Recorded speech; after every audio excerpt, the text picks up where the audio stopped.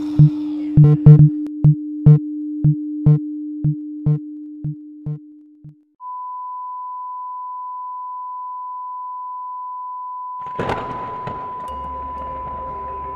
bawah terik matahari, RS Mawar Putih tampak seperti surga kedamaian. Memperjelas RS Mawar Putih, semakin kontras antara di siang hari dan di malam hari.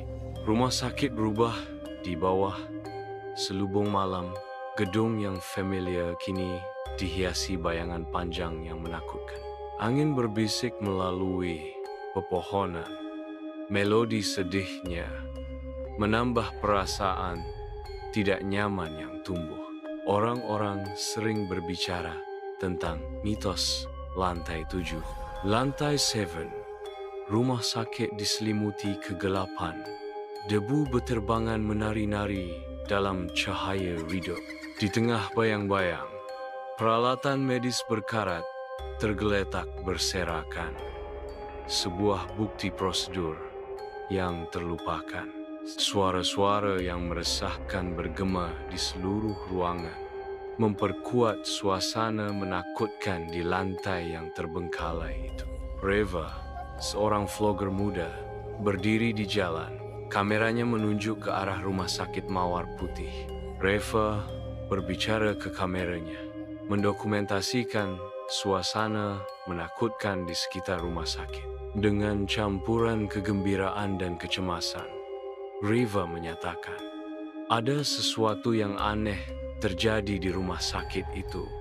Sebaiknya jauhi tempat itu. Reva tiba di RS Mawar Putih dengan kamera di tangan, siap untuk merekam video berikutnya. Dia berusaha membujuk resepsionis untuk mengizinkan pengambilan gambar di lantai 7. Resepsionis dengan sopan menolak permintaannya dengan alasan privasi pasien. Kekecewaan Reva semakin meningkat, tetapi dia tetap bertekad. Reva duduk dikelilingi cahaya layar editingnya, menyatukan fragmen wawancara dan komentar netizen. Saat Reva mengedit, petunjuk halus mulai muncul, mengisyaratkan misteri yang lebih dalam dan kompleks di dalam dinding rumah sakit. Ekspresi Reva berubah, rasa ingin tahu muncul di matanya saat dia mengungkap potensi kebenaran. Reva tiba di rumah Dr. Ratna di sebuah desa terpencil. Keindahan rumah yang sederhana mengisyaratkan kisah-kisah yang tak terungkap. Dr. Ratna menyapa Reva dengan kehangatan yang menyembunyikan kesedihan mendalam yang tersembunyi. Reva menjelaskan kunjungannya, mencari jawaban tentang Suster Melati yang misterius. Dr. Ratna menghela napas. Beban masa lalu terasa berat saat dia bersiap untuk mengungkap rahasia kematian tragis Suster Melati. Reva bertanya, bisakah kamu menceritakan tentang lantai 7 rumah sakit Mawar Putih? Dr. Ratna memperingatkan dengan sedikit kegelisahan. Dulu ada banyak kejadian aneh di sana. Sebaiknya kamu tidak ikut campur.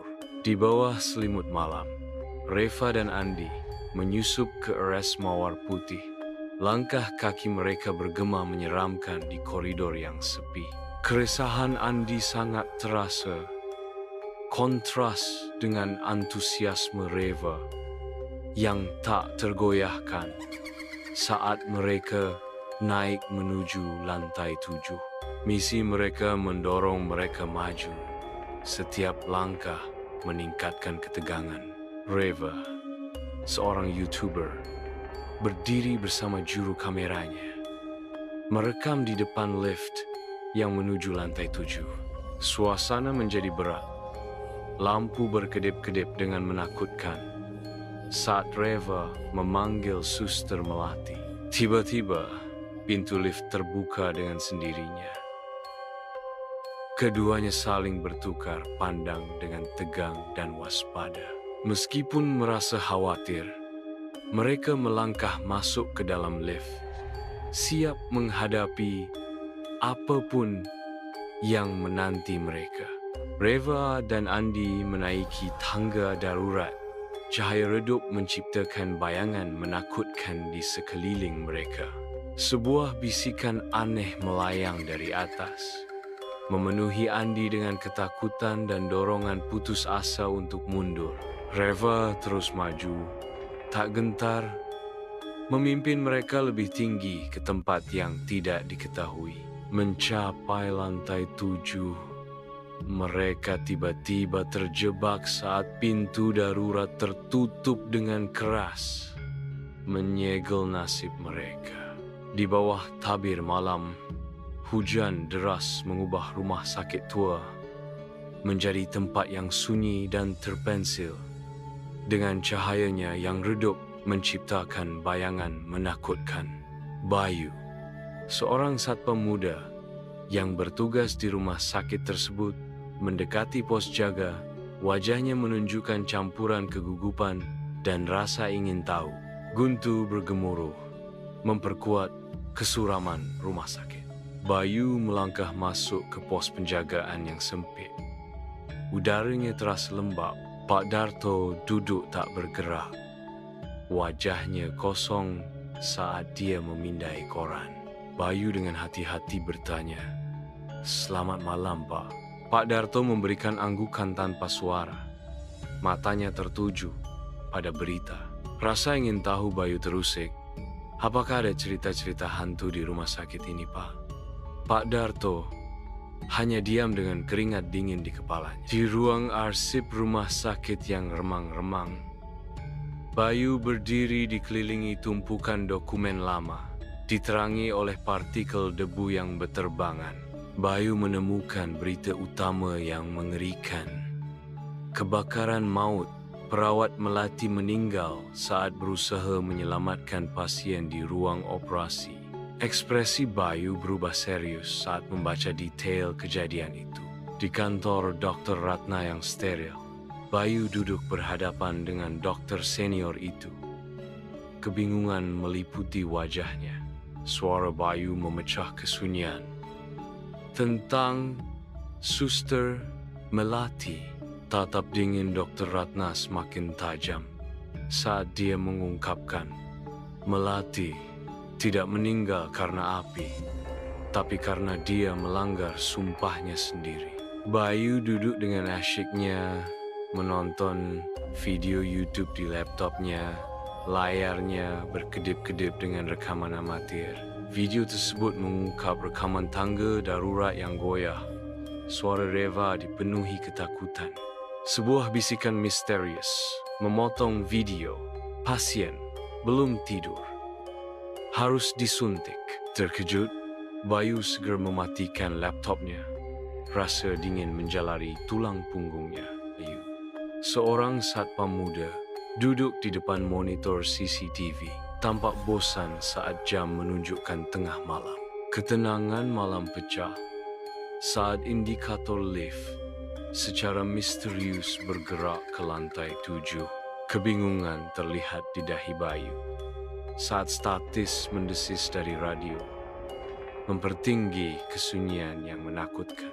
Bayu fokus dengan saksama pada rekaman CCTV, memusatkan perhatian pada pintu masuk lift. Di monitor, seorang perawat muncul, wajahnya tersembunyi oleh rambut panjang yang tidak terawat, seragamnya bernoda dan hangus. Bayu berbisik, suaranya dipenuhi ketakutan. "Apa itu tadi?" Pak Darto memasuki pos keamanan, mendapati Bayu tampak tegang di depan monitor. Bayu menunjuk ke layar CCTV. Ekspresinya tegang. Pak Darto memperingatkan, "Jika kamu melihat lift bergerak sendiri pada tengah malam, jangan membukanya. Biarkan saja." Rumah sakit Mawar Putih tampak suram di bawah cahaya bulan. Jendela-jendelanya yang gelap bagaikan mata kosong. Bayu tegang, menyelinap menghindari pengawasan Pak Darto, didorong oleh rasa ingin tahu yang berlebihan. Angin berbisik melalui pepohonan kering, meningkatkan suasana angker. Bayu mengabaikan peringatan itu dan melangkah masuk ke dalam lift. Pintu-pintu menutup rapat di belakangnya. Di dalam lift, Bayu dengan panik menekan tombol untuk lantai 7. Kecemasannya semakin meningkat.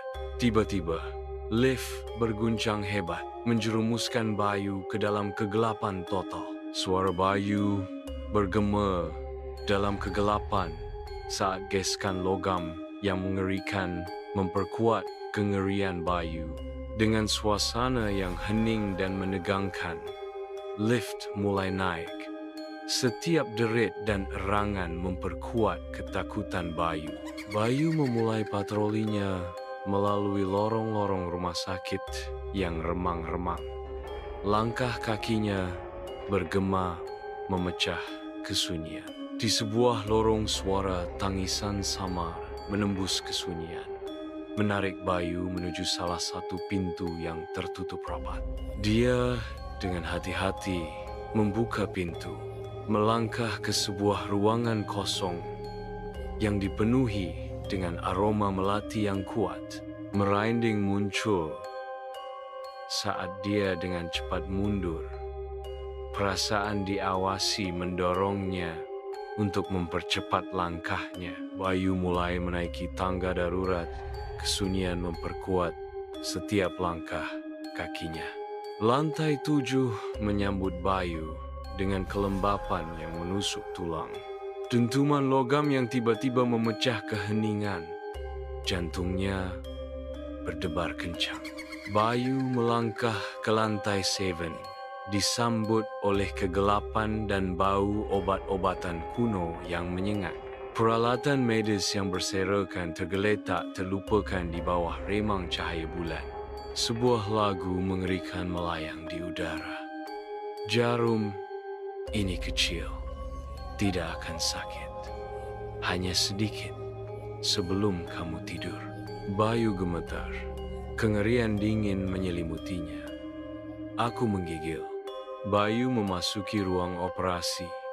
Aroma logam darah terasa kuat di udara. Sebuah meja besi yang bernoda darah segar dan peralatan bedah berkarat menunjukkan sebuah adegan mengerikan. Lampu tiba-tiba padam, menjerumuskan Bayu ke dalam kegelapan. Hawa dingin menusuk lehernya. Dalam kegelapan rumah sakit yang berhantu, sesosok hantu seorang perawat merangkak, mata merahnya menembus kegelapan. Bayu tersentak. Tawa mengerikan dari suster hantu bergema di sekelilingnya. Perawat hantu berbisik, "Ada yang sakit, mari saya obati." "Hai, hai, hai, hai." Saat dia mendekat, rumah sakit berdiri sunyi di bawah langit malam. Jendela-jendelanya yang menyala mengisyaratkan aktivitas yang tak terlihat di dalamnya. Bayu berteriak histeris ke dalam kegelapan. "Tolong, tolong!" Dalam keheningan malam, PK Darto mendengar teriakan Bayu. "Aku sudah bilang jangan ke lantai 7. Kenapa dia tidak mendengarkan?" Dia meraih senter dan bergegas menuju lantai 7. Pak Darto berjalan menyusuri koridor gelap. Seorang perawat hantu dengan mata merah menyala merangkak di dinding, menghalangi jalannya. Perawat hantu itu terkekeh. "Hai, hai, hai. Mau kemana, Pak? Satpam sini saya temani." Pak Darto dicekam teror, melarikan diri melalui koridor rumah sakit. Jeritanya bergema di malam sunyi.